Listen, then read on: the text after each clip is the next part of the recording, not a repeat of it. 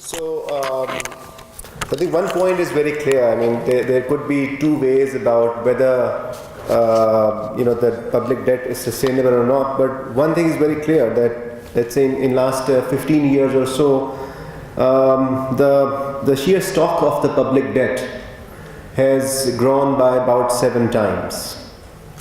There can't be any two opinions about that, right? From 3 trillion rupees to 20 trillion rupees. So this cannot be disputed. The fact number 2, which also perhaps cannot be disputed, is that per capita income of the country has not grown by 7 times. So per capita income of the country was around $500 about 15 years ago, and it's about $1,500 now. Right? So these are two facts which I think cannot be disputed. Now, if you bring these two facts together, the per capita income having grown only 3 times and the debt stock being grown by 7 times, that means that we are not growing enough to justify our additional borrowings. That's the bottom line. And there could be settled points, there could be points of interpretation whether 60% is all right or 65% is all right, whether 30% is not good in terms of the tax revenue, and you have that, or 40%. This is a matter of constant debate, and yes, it can be continued. But if I look back to the proceedings, then in my mind it is very clear that our growth, economic growth, definitely does not justify the sort of the loans we have taken. Which also means that we have borrowed very irresponsibly. Very irresponsibly, because Dr. Manzoor at the very end mentioned a couple of instances where, yes, there was time that we borrowed with some reasonable returns, with some infrastructure being developed, and that sort of paid off. I mean, the Tarbela and Mangla, very good examples, as you pointed out rightly. They did not only fueled our green revolution, but also they became the basis of sort of industrialization of the country by providing electricity. So, two probably good examples of what leverage development can do in particular circumstances. But certainly the more recent times, last 15-20 years, point out that our growth is not enough. Which means two things happening. So first of all, there's like two aspects of this debate. So one aspect is about public finance. We have talked about fiscal reforms, debt limitation, etc. And then second aspect, which we touched upon, some of the speakers touched upon, is the private enterprise, the trade, the competitiveness, the growth of the exports, etc. Everyone saying almost the same thing, that again, if you talk about external loans, the repayment of external loans, then perhaps the exports are not sufficient, which means that we have to do both things. We definitely have to improve the way public finance is being managed, and we definitely have to push the private enterprise, the trade, which is the engine of growth in any case.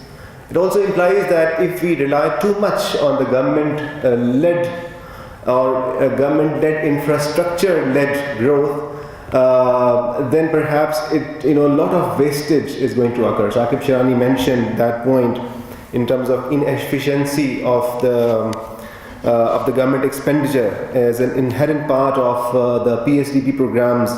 We have it. I mean, we celebrate a lot of times now CPAC.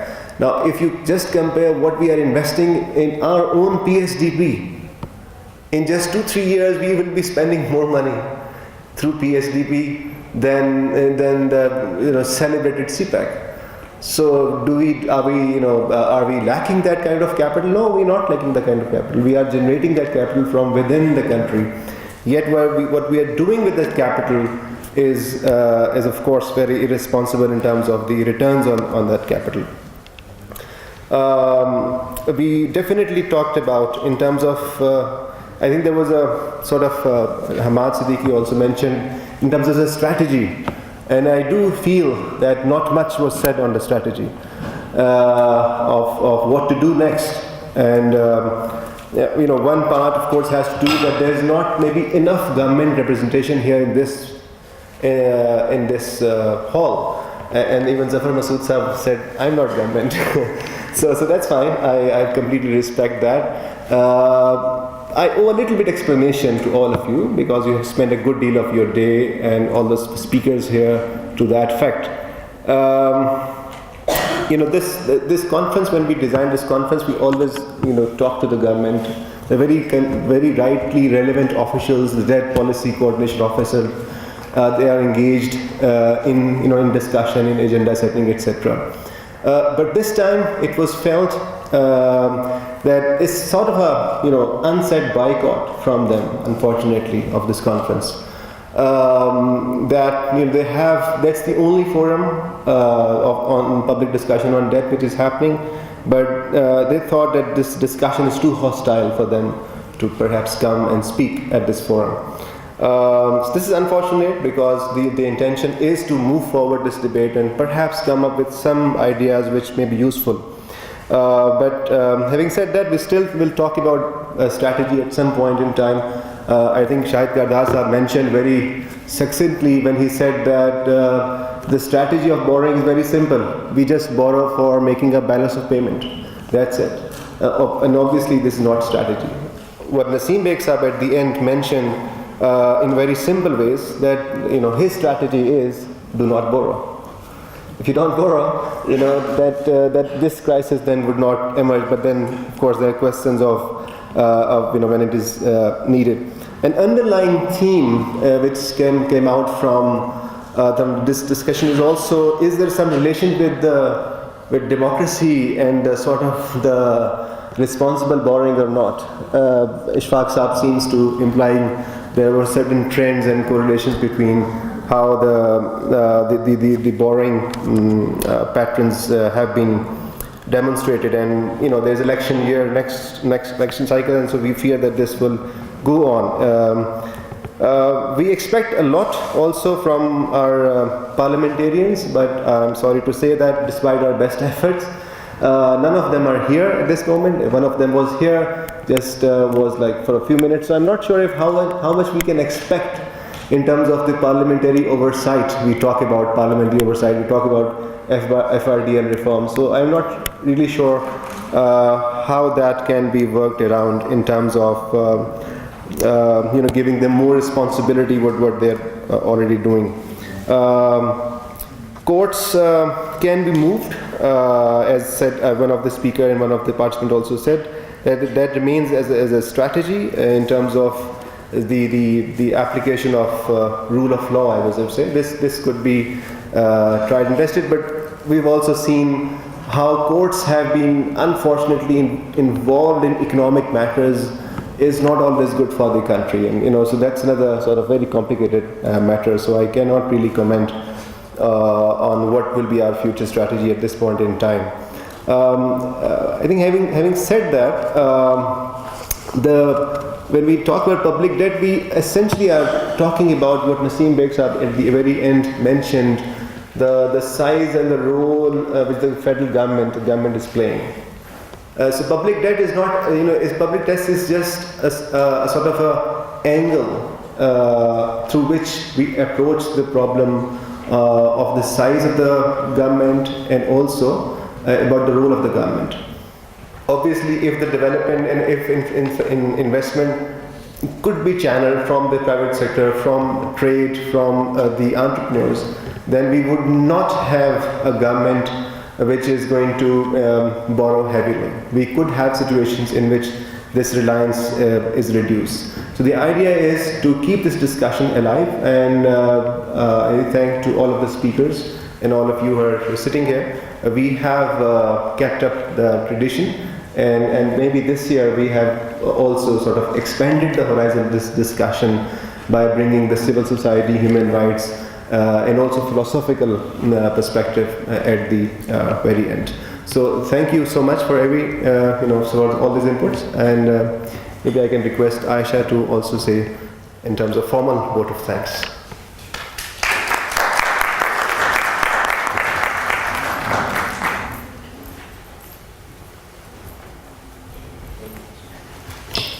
Thank you very much, Ali. Assalamu alaikum and good evening, everybody. This is a special moment of great pride right now because this is the first time I'm addressing as the Chief Operating Officer of Prime. I'm extremely grateful to Prime and Ali Salman for their trust in me for this responsible position. I'd like to start off with a quote which is as follows. I would like to call your particular attention to the keen desire of the government of Pakistan to associate individual initiative and private enterprise at every stage of industrialization. The number of industries government has reserved for management by themselves consists of arms and munitions of war, generation of hydropower and manufacture of railway wagons, telephones, telegraph, and wireless apparatus. All other industrial activity is left open to private enterprise, which would be given every facility a government can give for the establishment and development of industry. Ladies and gentlemen, this statement is not self-conceived or being quoted from any current government official or even someone from the recent past, but much before that. This statement was made by the first Governor General and founder of Pakistan, Quaid-e-Azam Muhammad Ali Jinnah, during an address to the Overseas Investors Chambers of Commerce and Industry in 1948.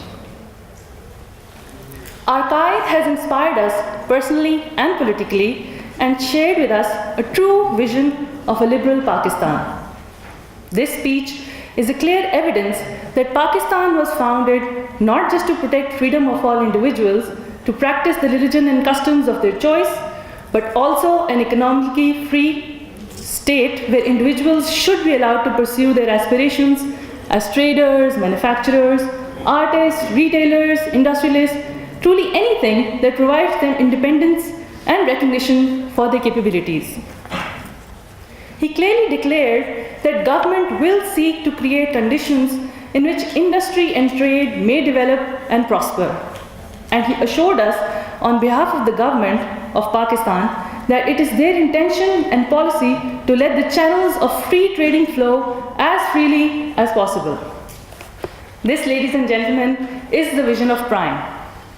A vision of open, free, and prosperous Pakistan, which will only be possible if we truly understand the basis on which Pakistan was made.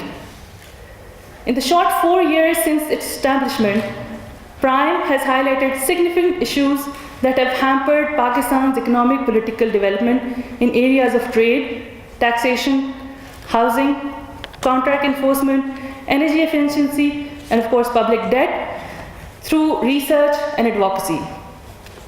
Our tracking report on PMNL's economic agenda has remained a true reflection of government's performance, measured through their own scale. Our efforts have led the government to finally take the information technology agreement more seriously and hopefully accede timely to allow for the much needed free trade of IT products. Our alternate flat tax proposal has started creating a constituency in business circles, and a proof is today's seminar at Lahore Chamber of Commerce. All this has been possible because we have a small, efficient and dynamic team, but also a growing number of generous supporters and partners such as Frederick Norman Foundation, Center for International Private Enterprise, Atlas Network, and recently even more people from the private sector such as our subscribers and advocates, and we also have participants today from Pakistan Business Council. Our team has been recently joined by Dr. Manzoor Ahmed, who is the Honorary President. We have on board an excellent head of outreach who has organized this whole event, Syed Ali Hassan, brilliant researchers like Tala Hassan, Jazin Nelson, and distinguished research fellow Dr. Khalil Ahmed. And ardent management represented by Raiz Abbasi and Anna Mazhar with director Zia Bande. under the commendable leadership of our Executive Director, Mr. Ali Salman. Our Board of Advisors include Mr. Najaf Yawar, Dr. Shamail Daud, Senator Usman Saifullah Khan, Mr. Moin Bartley, Mr. Ashraf Khan, Mr. Ahmed Bashir, and Mr. Adnan Jaleel, who we have always counted on for support and guidance. This year, we also have the honor of having Dr. Hafiz Pasha as our Senior Academic Advisor and Dr. Ikramul Haq and Ms. Huzaima Bukhari as Senior Research Fellows. The future now holds even more challenges, but also more opportunities. Since I already said, we have now a growing network of supporters and fellows. In the coming years, Prime envisages to engage with a wider audience through widespread digitalized campaigns with clear messages of economic freedom. We intend to follow and expand our campaign for low rate, flat, broad-based and predictable taxes. Before we end this conference, I would like to thank our esteemed speakers and participants for being a part of the 3rd National Debt Conference 2016, which was organized by Prime Institute with the collaboration of Frederick Naumann Foundation. And finally, I would like to quote Quaid-e-Azam again, as he said, and I quote, "I have no doubt the commerce of Pakistan would be an effective instrument in the establishment and maintenance of high standards of business integrity and practice. If Pakistan goods are to be established for themselves a reputation on their own, a beginning must be made now and here." So ladies and gentlemen, let's promise ourselves now and here to envision a Pakistan which is open, free and prosperous. We look forward to your continued support in joining us in our mission through your ideas, donations, subscriptions and resources. Pakistan Tak Paindabad.